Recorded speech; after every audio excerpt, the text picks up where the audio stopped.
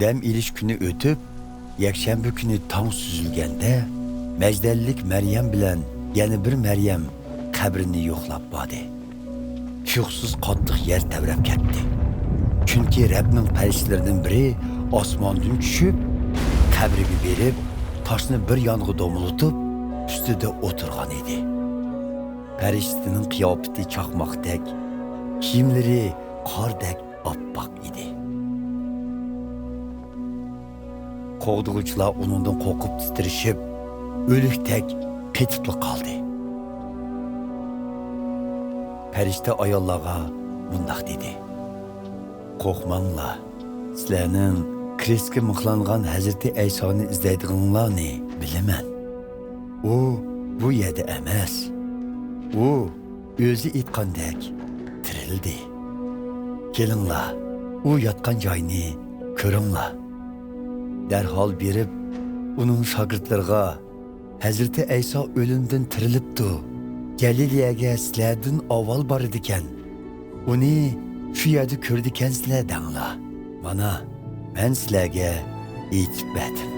Ayollar bir tarafdan qo'rqsa, yana bir tarafdan zo'r xushallik ichida qabrdan darhol ayrilib, yugurgan piti Hazrati Aysoning shogirdlariga xabar berishga ketishdi. To'satdan Hazrati Ayso ularning oldiga chiqib, "Salom sizlarga" dedi. Ularni oldiga berib, Hazrati Aysoning putiga esilib, uningga sajda qildi. Shu chaqda Hazrati Ayso ularga "Qo'rqmanglar, berib qarindoshlarimga xabar qilinglar. Galileyaga borsin. Meni shu yerda ko'rdi" dedi.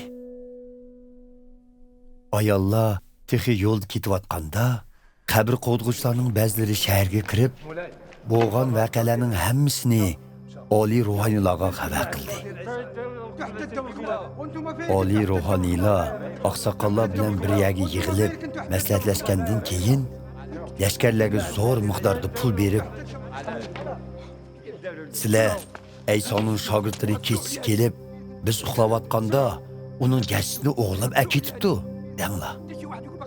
Agar bu xabar valining quliga yetib qolsa, biz orig'i tushib, sizlarga gap keltirmaymiz dedi. Shunda qilib, lashkarlar pulni oldi va ularning degini bo'yicha qildi. Bu ig'vo bugungacha Yahudiylar orasida tarqalib kelmoqda. 11 shogird Hazrati Ayso ularga aytgan Galileyadagi taqqa chiqishdi. Ular Hazrati Aysoni ko'rganida uningga sajda qilishdi. Lekin ba'zilari gumon ichida edi. Hazrati Ayso ularning yeniga kelib, mundaq dedi: "Arishda va yer yuzida butun huquq bana berildi. Shuning uchun berib, butkul millatlarni mening shogirdim qilib yetishtiringlar.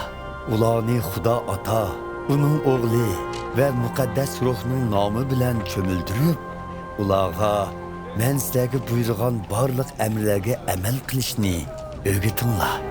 Men haqiqatanmi zaman oxirigacha har doim sizlar bilan birga bo'laman."